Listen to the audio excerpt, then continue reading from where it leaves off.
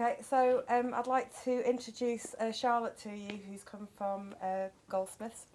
He's going to be talking about the wonders of hallmarking. And so we invite Charlotte, Goldsmiths, so it was Dave, but both came last time. Every 3 years roughly, so we can get all our applied art students to understand the thing, and also so we don't drag you out of no probs. all the time. So I know from previous talks from Charlotte that it's really exciting, and it's the information is so important for makers, and it's not just important for makers, it's important for everyone, because it's got that real kind of history and that quality assurance and everything else. Perfect. Okay? So if we'd like to welcome Charlotte, hand over. Thanks. Thank you. I think I've sort of said hello to most of you, but hello. So I'm Charlotte. I am from the Goldsmith Company, like Keris said, and I'll show you some slides, and we'll cover off what the Goldsmith Company is. While I'm being filmed, I shouldn't say, but I say it's a bit like Hogwarts with metal. It's really old, and it's much tradition. So I'll go through that. But ultimately, I'm here to tell you about the hallmark. So why you hallmark, where you hallmark, how, when, everything. So any questions, just let me know. This is the Goldsmiths Company. So there has always been a Goldsmiths Company building since the 1300s in London on this spot. And it's actually where the word hallmark comes from. So at the centre is Goldsmiths Hall, and that is literally where people in the Middle Ages would bring their goods to the hall to be marked. And it used to be that the what we call wardens, so the kind of head strip of the company, they used to go out onto Cheapside, which is was kind of the main trading street in the city in those days. And the men would check the wares of the traders, but then it got too much, and people would bring their goods to the hall to be marked, so it was called hallmarking.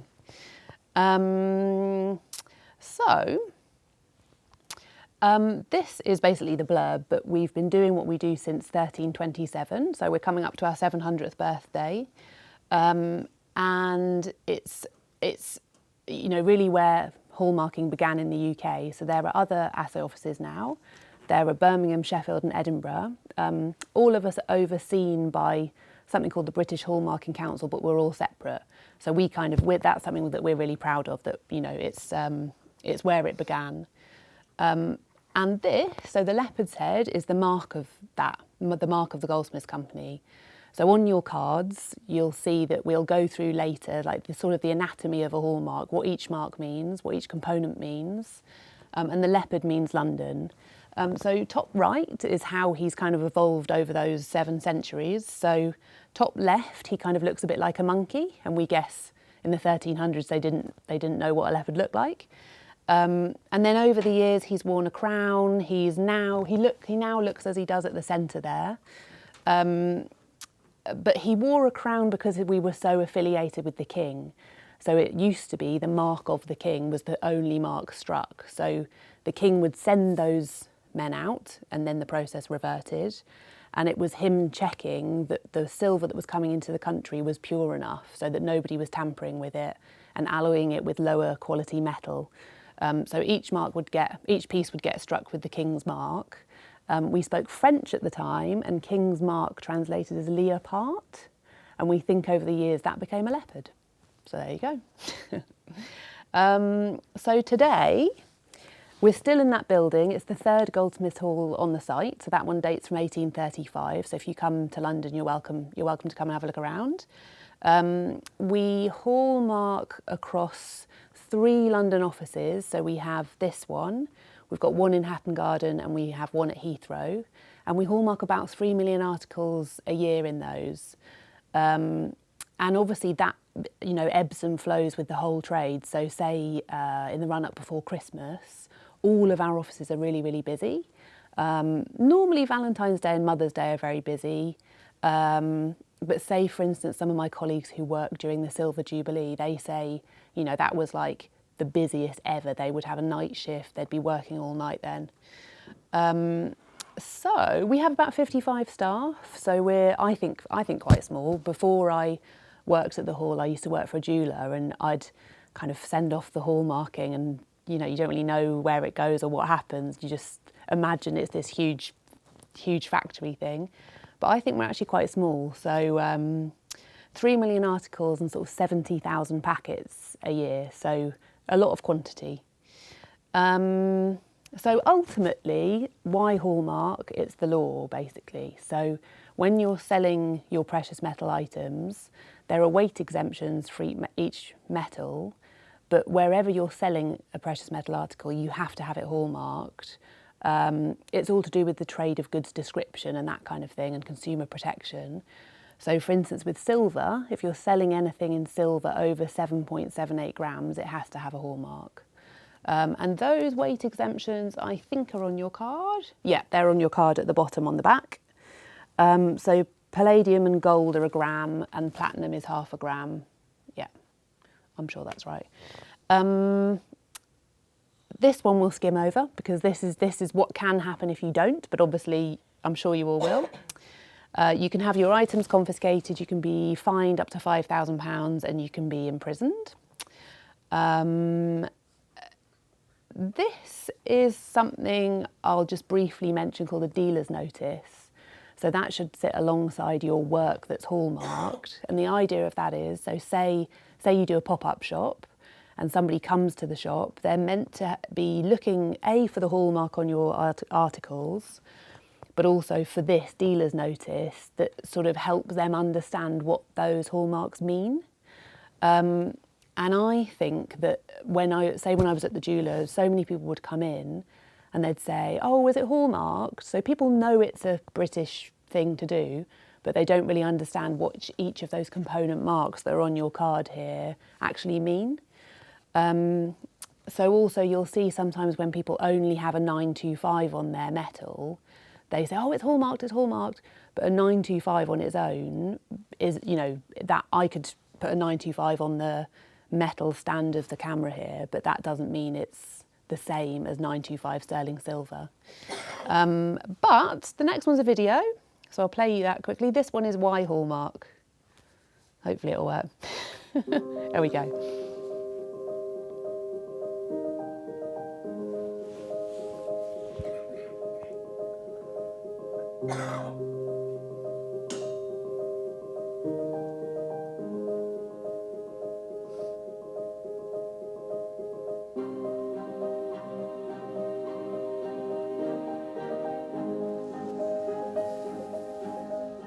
The different standards that we hallmark here in the hall, you know, 9, 14, 18, 22, 909 gold, myriad of different silver standards, myriad of different platinum standards, and palladium. The standards are created for two simple reasons: for strength, so they add other materials to create harder wearing precious metal jewellery, or colour, so the colour is enhanced by the alloys that are added to the precious metal itself. So the whole mentality about physical hallmarking, whether it be laser or traditional hand stamping, is the same. The legislation's in place that everything made of gold, silver, platinum or palladium nowadays has to go through a hallmarking process, which is technically third-party testing to guarantee the purity. So when you go out and spend a certain amount of money on a 18-carat diamond set ring, as a consumer, you want to believe wholeheartedly in the product that you have just purchased, and more importantly, know that you're going to be getting your value for money, which is what it's all about. So that guarantee of that hallmarking of your product is second to none, and often seen as the oldest form of consumer protection.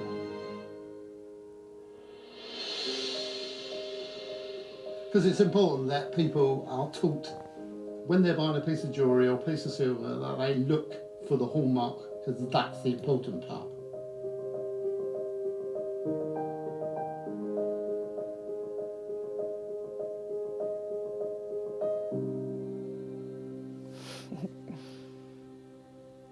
There we go. Oh, okay. So, like I mentioned, London is the oldest. So it's consumer protection. We call it the oldest form of consumer protection in the UK. But because it is so world renowned, naturally it's been adopted by some of the kind of greatest makers of all time, really. So here are a few of the names who we mark for. And it's really, you know, some of the absolute giants. So we have, of the assay offices in the UK, we kind of have the most varied workload because we're obviously accepting individual items, like perhaps you might send, you know, 1 ring, or you might send 1,000 rings if you're one of the big makers. And then we also will hallmark artwork. So on the left here is a Damien Hirst called For the Love of God. And in the trade, people say that that caused a diamond shortage because specifically in that cut and shape and weight of diamond. And then on the right is a sculpture by Mark Quinn called Siren. So we hallmark that. Then we also hallmarked on the left, that's the mask is made by a platinum smith called Tom Rucker. And he made that mask called Pure Mind, Rare Vision, Eternal Spirit. And then we also did the 2012 Olympic medals. So we kind of, you know, it's, you know, you get very used to thinking, oh, hallmark's a tiny thing on a ring, but we do sculptures, we do, you know, huge trophies for sports things, we do a whole wide range of things. So I'll skim these ones. We talk a lot because of our history about support for the trade. So the Goldsmith Company is a livery company, and that's something which kind of existed like a trade association. So if you were, say you were a saddle maker in the Middle Ages, you probably would belong to the company of saddle makers who would really kind of look after you. They'd sort of help promote you and protect you. And we're actually one of the livery companies who still do what they set out to do then. So lots of them have a charitable arm now and still exist in name, but not so much in their purpose. But we're really proud that that's something that we still do 700 years later. And as part of that support, in I think it was 2015, we opened the Goldsmith Center, which is just in Clerkenwell, not far from Goldsmith Hall. And that offers kind of short courses and things. So after your study, if you were visiting London, you could always look them up. It also offers studio space and foundation courses and things like that. We run Goldsmiths Fair, which is, it's actually in its about 40th year. And that is for, it's kind of real creme de la creme makers. So it's a week at the end of September and a week at the beginning of October.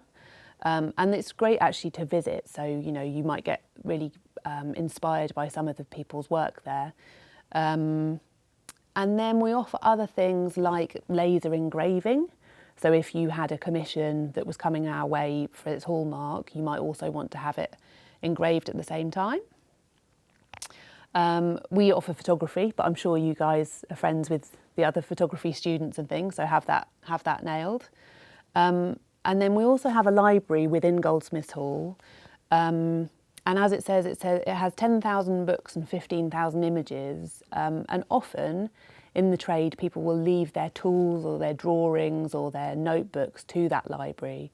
And that's where it gets a bit Harry Potter, like I say, about Hogwarts, because it's just, you know, firstly, it's an ancient building and they have these huge kind of leather-bound books and they're all using the gloves to, you know, you can't go too near them. But if you're studying a sort of particular technique, say, you can call the library and they'll get those books out for you. So it's not a borrowing library, but it saves you kind of, you know, doing all the legwork in the library. I used to hate that bit at university. So what is a hallmark? As you'll see from your cards, it has a little kind of annotation about each component mark, but it basically tells you who, what, where and when. So the first mark we call the sponsor's mark or the maker's mark, so that would typically be your initials. And because of our 700-year history, those will be different in font or by shield shape. So when I got to work, I registered my initials CT, but obviously there will have been, you know, I don't know, 100 other CTs before me. So mine is in, I think, Times New Roman and is in a half moon shape. And the idea of all of these marks hanging together is so it gives you that complete provenance of the piece. So if we think about, so you know I said when I was at the jeweller everyone would say, oh, it's 925, it's got a hallmark. That on its own, I mean, it doesn't always mean it's kind of iffy, but it won't have been independently tested. So it's these component marks together which mean it has that independent test. And obviously us as an assay office, we get tested elsewhere to check that we're independent and, you know. So in this example, 925 means 925 parts of 1,000 are silver. And as Dave mentioned in the video, that can be because the other alloys will be typically copper, and that can affect, you know, how workable an item is or the cost of something. So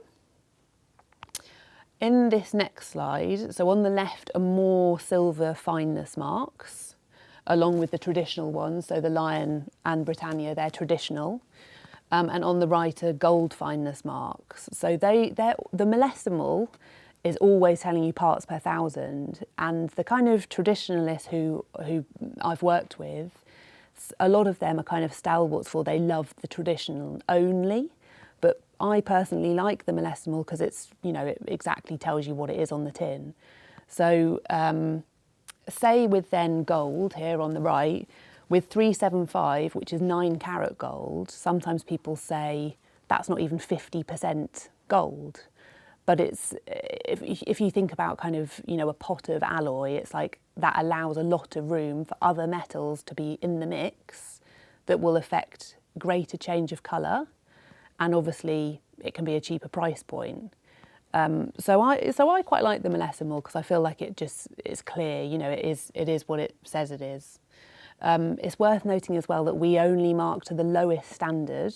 So say if you sent something in that you thought was sterling silver, but we actually found that it was 920 parts per thousand, we'd have to mark that at 800 because from that consumer protection point of view, we're verifying that there is no less than this amount in the article. And we can never round up or, you know, anything like that. Then these are platinum fineness marks and palladium fineness marks. Platinum on the left, palladium on the right. And then, so how we actually test, I've got another video coming up, but I've also got some examples. So in this picture on the left, this stone is this, and it's called basanite. So you guys might quite like this as ceramicists.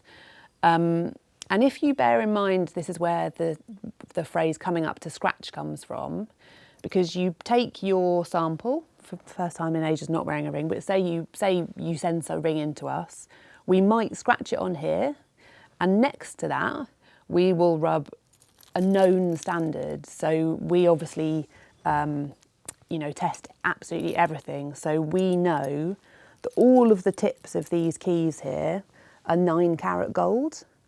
But because of the, you know, alloy mix, you can see, I don't know if you can see that, I'll pass them around, but you can see how much they vary in colour. So say this one's very orange compared to this one, which is much more yellow. I'll show you at the end. But so we'd take your sample that you're sending in and we'd rub next to it one of our known standards. And then you have 2 scratches. So firstly, it's coming up to the scratch. Then between those two, through them both, we'd pull some acid, and the acid will eat away at everything which isn't a noble metal. So it's, first of all, it's a sight test for the people to match the colour, and then it becomes a chemical test to see what is being eaten away by that acid. And this dates from 500 BC, so obviously it's the, you know, earliest method of testing. And the stones are mined, I think it's in the Czech Republic. Wedgwood tried to do a version, but they couldn't kind of replicate it in the same way. And obviously for something to come off, it's marginally abrasive, but it's not, we wouldn't kind of call it destructive or anything. You know, like I'd rub my jewellery on this all the time and it doesn't really affect it. I mean, this is obviously a traditional method, as are, in the centre, we call that taking a scraping. And that doesn't really have to get done so much now because of the next slide I'll show you, the modern methods. Really, occasionally we might have to do that, but generally that's probably what you might have heard about how we test. Sometimes the traditional ways kind of, stay in people's minds for a long time. But what we do now is this. So this is called X-ray fluorescence spectrometry.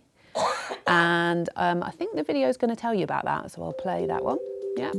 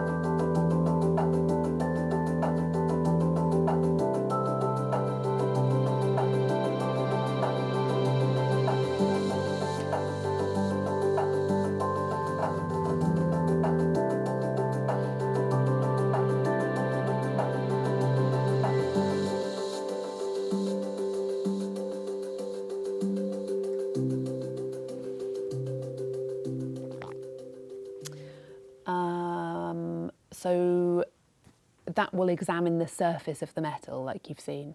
So legally in the UK, I think we can have plating which is 3 microns thick. I might have to check that for you, but that's effectively because these machines, couldn't really see through that. So that's when we might need to employ some of the other methods. So if something didn't seem quite right, or perhaps there wasn't an even coating or something, we might have to apply one of the traditional methods.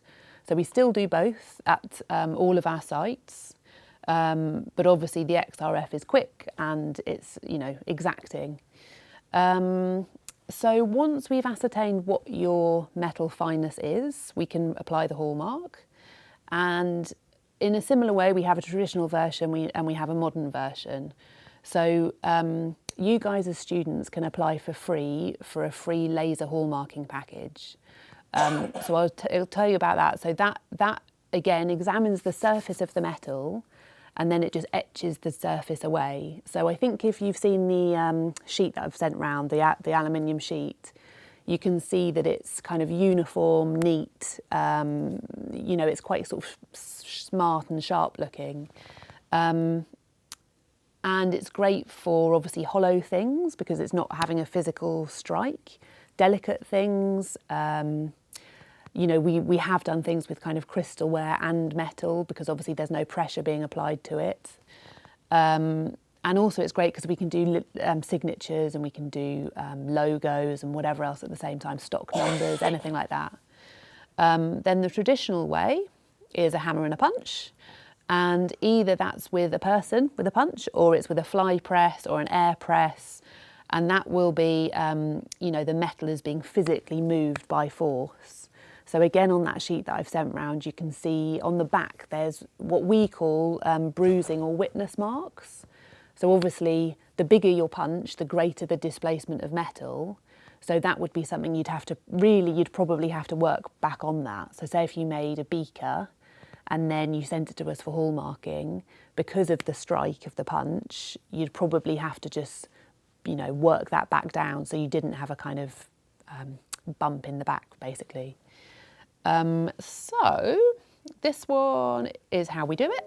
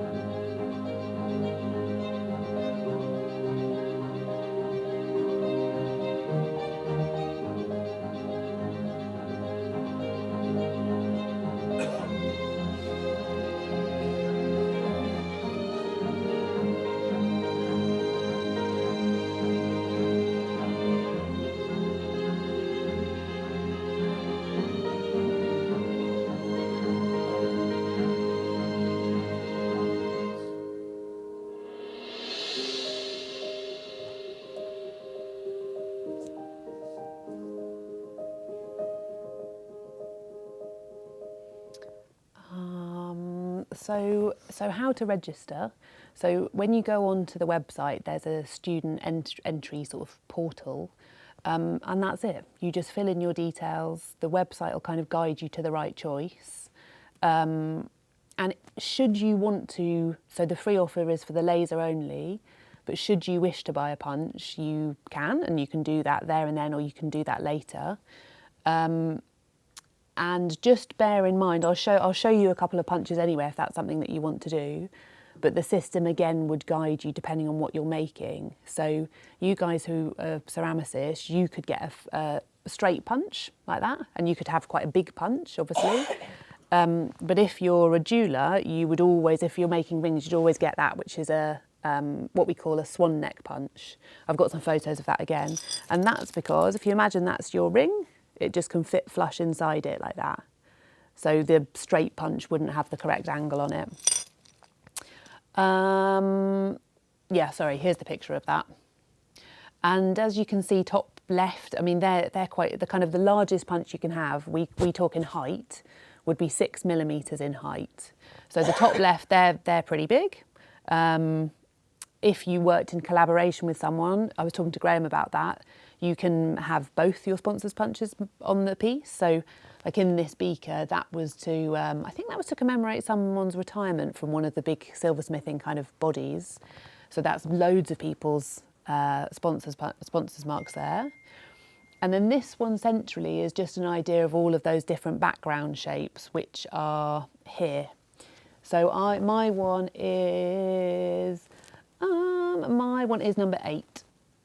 So if when you're registering, if you have your heart set on, when you type in your initials, it will eliminate any which have been taken.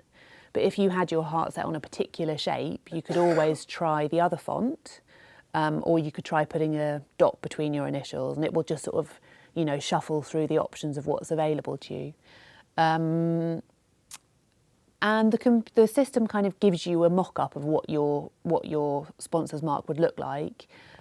It's not like perfect, so sometimes, say if you selected, I don't know, 18, in the mock-up that the computer shows you, it might be slightly off-centre, but when it's actually made for you, it obviously would be centralised and, you know, beautiful. But, and if you chose a punch as well, that would be the same sponsor's mark. And these all get made in our workshop, so physically by hand they're all kind of ground off, you know, made. And if you had a logo, so if you had, say, a bumblebee was your logo, we make that. So you send us the artwork and we engrave that punch. So it can just be laser artwork, or we can do the engraving on a punch too. I used to sit opposite the lady who would take the orders, and she'd get the punches back from Pat in the workshop, and she'd say, "Oh wow, look, it's an elephant." You'd think, what? Like, it's a tiny punch. How can there be anything, you know, anything of detail on there? And sure enough, you'd have all of these amazing designs. Sometimes as well, people have their logo as a kind of special edition. So there's a maker called Max Danger. So he has his sponsor's mark, but here at the beginning, he has his MD, which has a lightning bolt through the middle. So it's kind of like, you know, his brand, his trading, he would have that everywhere. So size-wise, if you were having laser, you don't need to worry about this, because we can move that artwork up and down to depend whatever the item is. So say 1 week you're making an earring, and the typical place to mark an earring would be the post that goes through your ear. Obviously that's going to be tiny, but then the next week, if you have that beaker and you think, actually, I really want to have a, you know, loud, proud hallmark, you just request a different size, and because it's a computer package, we just make it that size for you. Whereas with a punch, you wouldn't really want to be buying like multiple punches to cover every single eventuality. You'd kind of really, for now, you'd just buy one punch that does the majority. Some of the big makers obviously have every single punch, like some of the, you know, huge silversmiths have every punch available so they can fit it to their item. But that's another benefit of laser. You don't have to have multiple things. So then this slide just shows you some different formations. I've got some of these on here actually, I'll pass that one around in case you can't see. But like I say, where the typical place for an earring would be on the post that goes through your ear, so tiny basically. These are what we call bespoke marks, or you might have heard them called feature marks or display marks. And that's often, so say on our Instagram feed, they're often the marks that we'll repost from people because it's, you know, people have really gone to town in what they're choosing. And it can work really well as part of the item, you know. So say this bottom right one, often that would be on the bottom of a beaker, or you might have, I mean, do you remember like the dog tags from the 70s would be a big long mark? They're really coming kind of back in. People are really sort of shouting quite a lot about their hallmark now, which obviously we really like. But the other side of the coin is people, you know, if you just want it as discreet and tiny as possible, then that's fine too. So sending your work to us, we have, obviously we're London based, but we have people send to us from all over the country, all over the world in fact. And you can post it, you can use a courier, you can drop it in by hand, like if you were down visiting or anything. But accompanying your work in any instance is what we call a hall note, and that's basically your instruction form to us. Online, again, is always, I think, best, and it really guides you through it, so it kind of doesn't let you progress till you've filled out all the information that you need. Otherwise, the paper hall note, this is it, and it looks much worse than it is. It's just your chance to tell us what you think the metal is. So here, what the metal is and what the fineness it is. So say you tick, you believe it to be 925 sterling silver, we're then testing to see if it matches that. And if it doesn't, then we'd call you and, you know, either we can mark it up or we can mark it down. We sometimes hear stories of, like there's a story of a guy who sent us loads of what he thought were 18 karat gold chains. They were from America, and actually only the clasp was 18 karat, so the central chain part was 14 karat. And when an article is made of the same metal, we can only apply one hallmark, and it has to be to the lowest standard. So if you imagine that consumer protection idea again, that's to prevent you walking into a shop thinking, oh cool, it's 18 karat, and actually the majority being is 14. Mixed metal though, which again, when you're collaborating with your fellow students, that's something that we can mark for now. So in my example, if the guy had used 18 karat yellow gold clasp but a silver chain, that would be fine, and we can apply a mark that corresponds to both those metals. So in this example, this is a piece by Wayne Meaton. So he's got his silver sea, he's got a gold sun, and then he's got a copper sky. And the hallmark here, so he gets the full hallmark for the lowest precious metal, which is here, silver. Then he has what we call a part mark for the gold, and that is his traditional fineness and the millesimal fineness for the gold. And then we have what we call a plus metal mark, which is literally just the word metal, and that represents the copper. And in this instance, that is again because you can visually see the difference between all of those metals. But on my stick thing that I've been sending around, that's to sort of, you know, you see how similar some of those metals are, like you couldn't really tell the difference. So as you kind of begin to develop your work and work together perhaps, then all of those things we can work with you on. So hopefully that's something that you'll have quite a lot of fun with as you go along. And this is something new which actually students sort of pushed through, because as people were, you know, pushing the boundaries and wanted that work to be recognised, that is something we can do now. So hopefully you'll all have a ace career. But definitely get in touch and ask us any questions, and things like that mixed metal and the plus metal and the part marks, that is all kind of, you know, that's I guess quite advanced really. So if you have any queries about that, just give us a call. On the website, we've got all of those videos, but we have tons more. So I was going to send those over to Keris, and I think she can add them on your portal thing. And then we've also got lots of guides. So there's something on there called, really boringly called, the Hallmarking Guidance Notes. But it's what all of the assay offices work from. So it's that kind of, you know, everything is explained there. But yeah, get in touch. Any questions, just let us know.